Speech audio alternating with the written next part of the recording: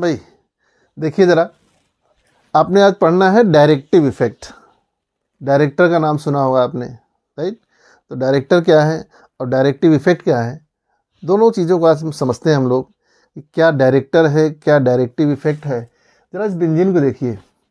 इस बेंजीन में आपको 6 कार्बन दिखाई दे रहे हैं बेटा। क्या ये 6 कार्बन सेम है? इनकी पोजीशन सेम है? क्या इनके अलग अलग पोजीशन बताते हैं हम लोग? तो कहेंगे नहीं साहब, इस बेंजीन में जितने भी 6 कार्बन हमको दिख रहे हैं, ये सारे के सारे कार्बन कैसे हैं? आइडेंटिकल हैं, राइट? अब इस बेंजीन में एक आपने टर्म सुना होगा, ortho meta para. Ortho, para and Meta. तो मेरे समझ में नहीं आ रहा कि साहब ये आर्थो मेटा पैरा कहां से आ गया। किसको हम आर्थो पैरा बोलते हैं, किसको मेटा बोलते हैं, ये पोजीशन क्या है? जैसे आपसे अभी पूछें कि बेटा आपका क्या रिलेशन है, तो आप जवाब नहीं दे पाओगे। क्यों? क्योंकि मैंने यही नहीं पूछा कि आपका रिलेशन किससे है। अगर मैं क्वेश्चन पूछूं आपसे कि आपका मुझसे क्या रिलेशन है, आपके पास जवाब रेडी है कि टीचर एंड स्टूडेंट का रिलेशन है। लेकिन अगर मैं आपसे पूछूं कि आपका इनसे क्या रिलेशन है, तो आप कहेंगे हमारे क्लासमेट हैं। ठीक वही आर्थो, पैरा और मेटा पोजीशन भी वही होता है। ये रेस्पेक्टिव पोजीशन है। जैसे आप मेरे रेस्पेक्ट में क्या हैं?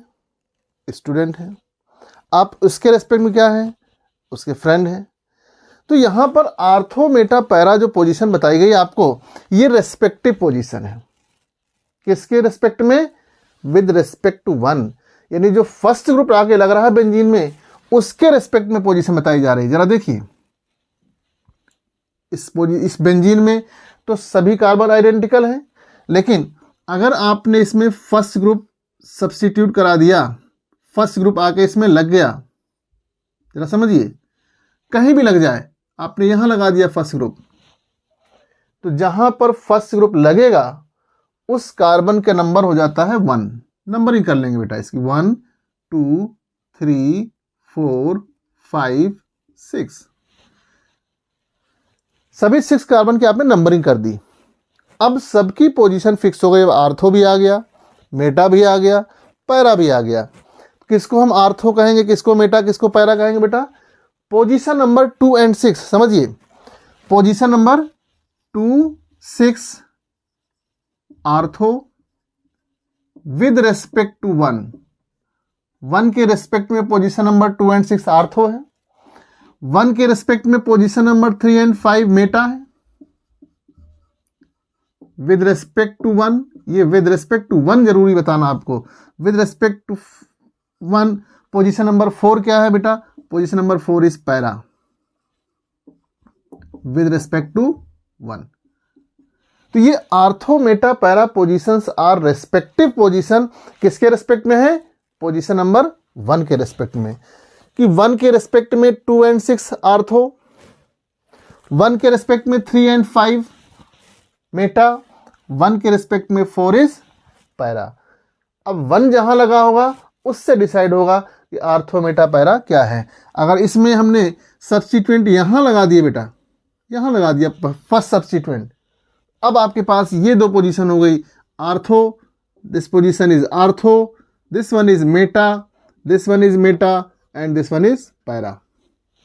समझिएगा, क्योंकि नंबरिंग करेंगे तो क्या हो जाएगा? 1 2 3 4 5 and 6। Position number 2 and 6 ortho, 3 and 5 Meta, 4 is para. तो आपको ये तो क्लियर हो गया कि बेंजीन में आर्थो, मेटा, पैरा कहाँ है और कब आर्थो, मेटा, पैरा टर्म हम यूज करते हैं, राइट?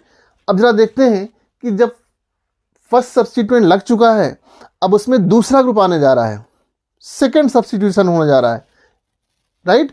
तो उसको कौन डिसाइड करेगा? उसको डिसाइड करेगा फर्स्ट ग्रुप। आइए जरा देखते हैं, हम लोग समझते हैं। सही है। इसीलिए आपने क्या बताया? इफेक्ट ऑफ फर्स्ट सब्स्टिट्यूएंट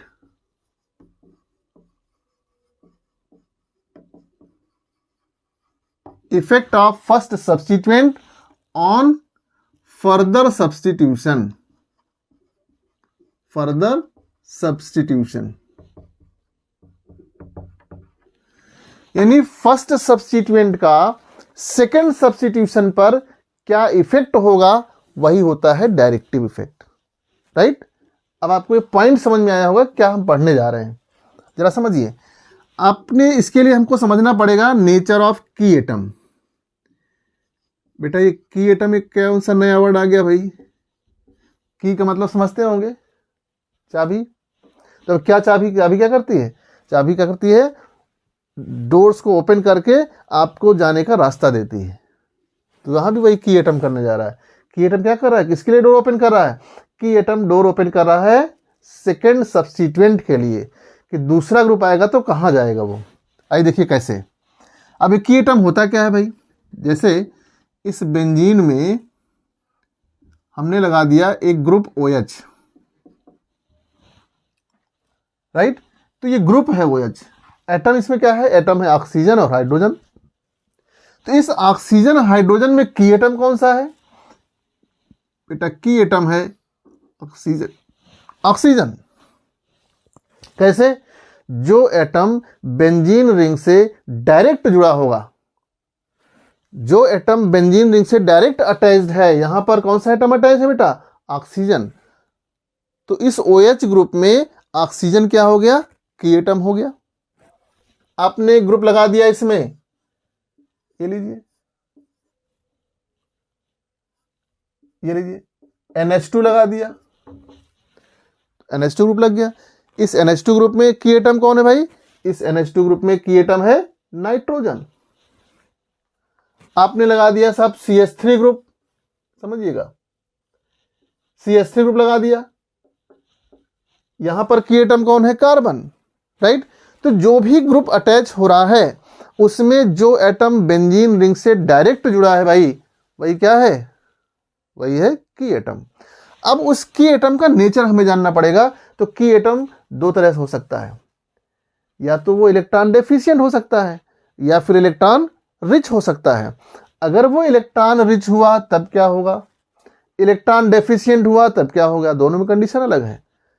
अगर कोई रिच है तो अपने रिचेस दिखाएगा, और अगर कोई डेफिशिएंस है, किसी के पास डेफिशिएंसी है, तो उसको चाहिए भाई, वो डिमांड करेगा। वही यहां होने जा रहा है, जरा समझिए। आपने कहा दिस इज बेंजीन रिंग, और यहां पर मैंने एक ग्रुप लगा दिया NH2, और की एटम क्या है? नाइट्रोजन। मालूम है आपके पास, यहां नाइट्रोजन के पास क्या है? लोन पेयर प्रेजेंट है। और ये लोन पेयर कैसे है? इस डबल बॉन्ड के अल्टरनेट पोजीशन पर प्रेजेंट है बेटा। तो जब अल्टरनेट पोजीशन पर प्रेजेंट है तो क्या हो जाएगी भाई? रेजोनेंस हो जाएगी। यानी यहां पर ये लोन पेयर इन्वॉल्व होगा रेजोनेंस में। तो कैसे इन्वॉल्व होगा जरा देखिए। ये आके यहां डबल बॉन्ड बनाएगा और तुरंत ये इलेक्ट्रॉन आगे शिफ्ट हो जाएगा। क्यों भाई? क्योंकि इस कार्बन की वैलेंसी कितनी होने जा रही है? 5 होनी कितनी चाहिए? 4। चूंकि ये लोन पेयर आके यहां डबल बॉन्ड बना रहा है, इस कार्बन की वैलेंसी हो रही 5, तुरंत ये इलेक्ट्रॉन पाई इलेक्ट्रॉन शिफ्ट हो जाएगा आगे की तरफ, एक नई स्ट्रक्चर बन जाएगी। सी हियर, एक नई स्ट्रक्चर बनती हुई दिख रही है हमको। क्या सी? ये कार्बन हो गया नेगेटिव, इसके बीच में आ गया डबल बॉन्ड NH2, और इस नाइट्रोजन पर आ गया पॉजिटिव। बेटा ये डबल बॉन्ड ऐसे रह जाएगा, ये डबल बॉन्ड ऐसे रह जाएगा। अब ये नेगेटिव चार्ज आ गया डबल बॉन्ड के अल्टरनेट पोजीशन पर, फिर रेजोनेंस हो जाएगी। आप देखिए जरा, ये यहां के डबल बॉन्ड बनाएगा, इस कार्बन की वैलेंसी 5 हो रही है, तुरंत ये इलेक्ट्रॉन आगे शिफ्ट हो जाएगा, एक नई स्ट्रक्चर बन गई।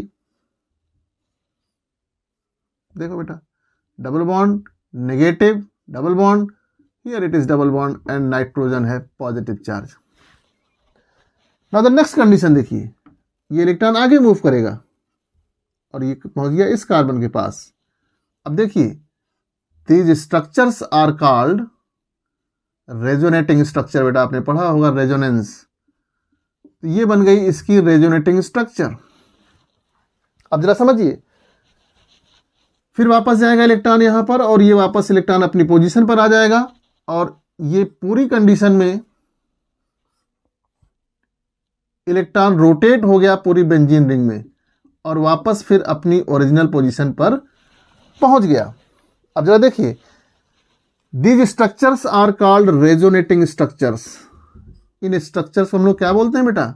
रेजोनेटिंग स्ट्रक्चर, जो आप प्रीवियस चैप्टर में पढ़ चुके हैं। अब जरा देखिए, ध्यान से समझिए, अगर इन सभी स्ट्रक्चर्स की एनालिसिस हम करें और इस NH2 के रिस्पेक्ट में इनकी नंबरिंग कर दें बेटा, तो ये 1 नंबर है, 2 नंबर, 3, 4, 5 एंड 6। जरा देखिए, इन सभी स्ट्रक्चर्स को अगर हम ध्यान से देखें इसके रिस्पेक्ट में एनालिसिस करते हुए, तो बेटा जरा देखिए, 2 position, 6 position, 2 and 6, these positions are what? Going to be negative।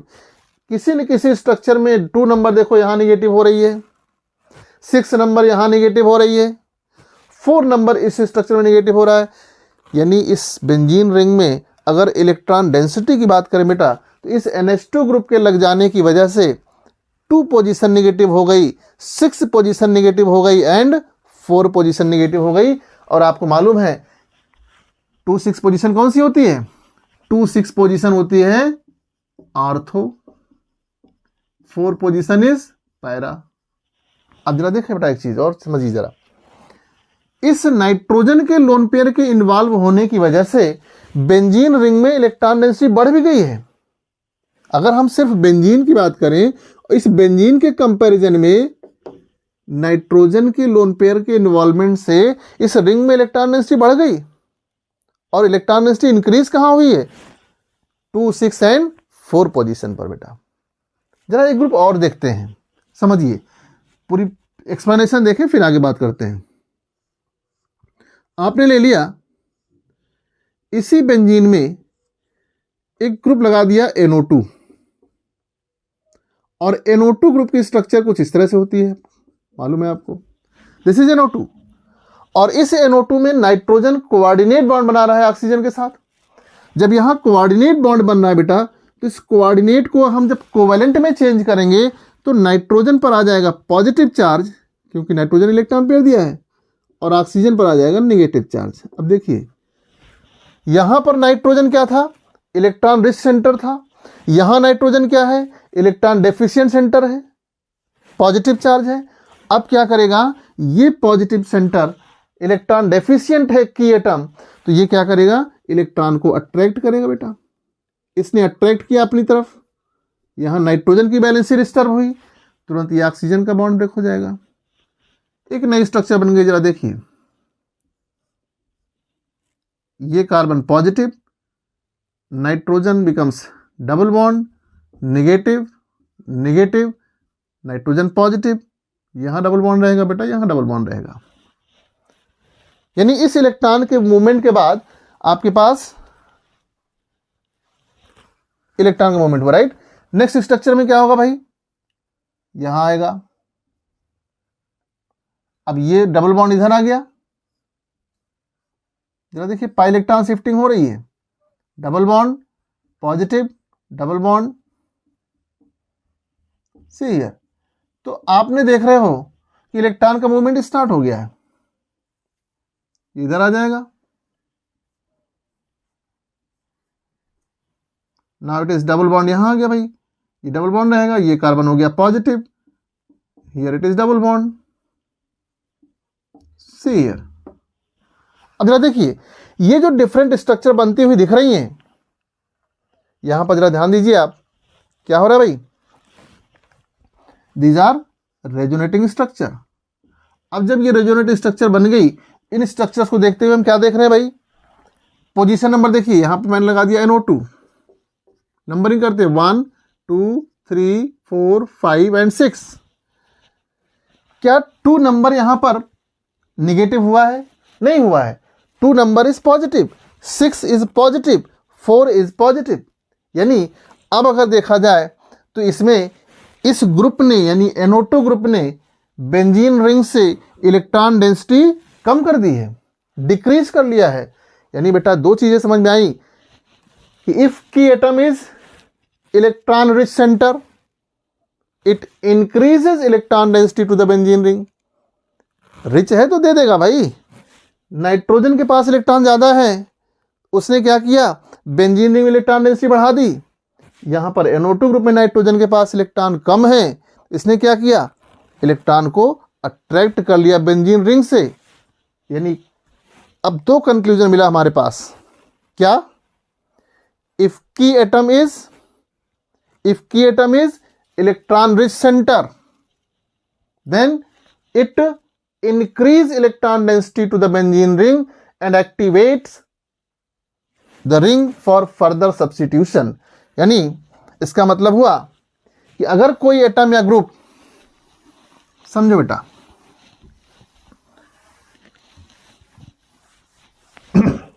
if key atom is electron rich center,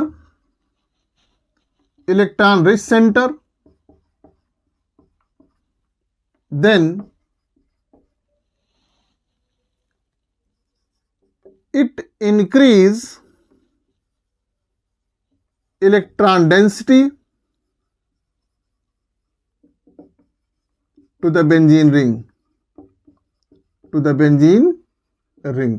यानी बेंजीन रिंग में इलेक्ट्रॉन डेंसिटी बढ़ा देगा। और क्या होगा, एंड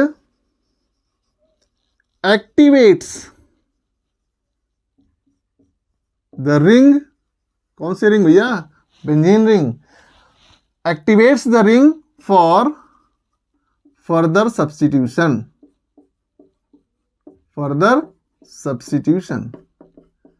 यानी अगर कंपैरिजन किया जाए बेंजीन में और एनिलीन में, बेटा ये बेंजीन है और ये एनिलीन है, तो बेंजीन और एनिलीन में कंपैरिजन किया जाए तो दिस एनिलीन यानी NH2 ग्रुप जो लगा हुआ है, this is more reactive than benzene, activate कर देगा, राइट।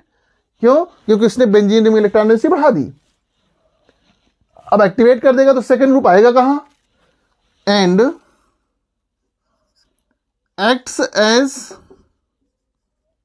Ortho para director.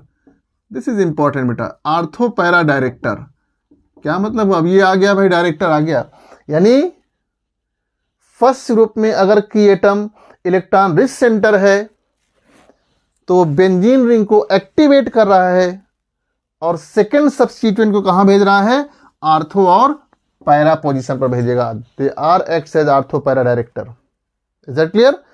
दूसरी कंडीशन देखिए, if key atom is electron deficient centre, then it decrease electron density from the ring, benzene ring से इलेक्ट्रॉन डेंसिटी कम कर देगा और इसको डीएक्टिवेट कर देगा। यानी अगर बेंजीन में और नाइट्रोबेंजीन में कंपैरिजन किया जाए बेटा, तो benzene is more reactive than nitrobenzene, क्योंकि नाइट्रो ग्रुप क्या कर रहा है, नाइट्रो ग्रुप बेंजीन रिंग से इलेक्ट्रॉन डेंसिटी कम कर दे रहा है और उसको डीएक्टिवेट कर देगा। और अगर डीएक्टिवेट करेगा तो जो इलेक्ट्रोफाइल आएगा, दूसरा सब्स्टिट्यूशन होगा, वो इलेक्ट्रोफाइल कहां अटैक करेगा, वो इलेक्ट्रोफाइल अटैक करेगा मेटा पोजीशन पर। यानी वो कैसा हो जाएगा, मेटा डायरेक्टर हो जाएगा बेटा। आइए देखिए जरा समझिए, दूसरी कंडीशन देखिए, पहली कंडीशन लिख ली, आइए दूसरी कंडीशन देखते हैं। क्या बताया आपने, देखिए समझते हैं। Condition number 2, if key atom समझ रहे हैं ना, की atom is electron deficient centre,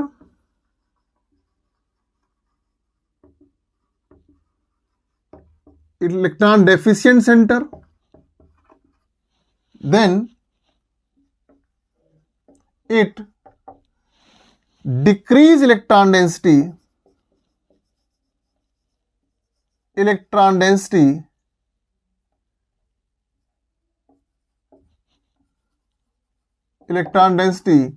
from the ring, यानी रिंग से इलेक्ट्रॉन डेंसिटी कम कर देगा, एंड